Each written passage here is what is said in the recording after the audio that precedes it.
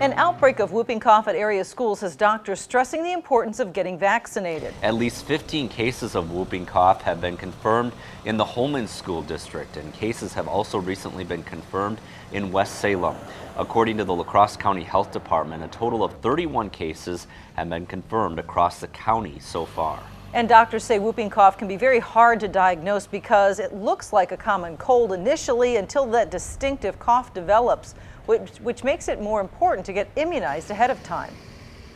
Unfortunately, once the cough starts and we can start to say, oh, it sounds like maybe you have whooping cough, there's nothing we can do for you. The medicine no longer works to stop the cough. It prevents you from making other people sick, but it doesn't make you any better. Doctors also say if you've had contact with someone who might have whooping cough, you should make an appointment to take precautions against also catching the disease.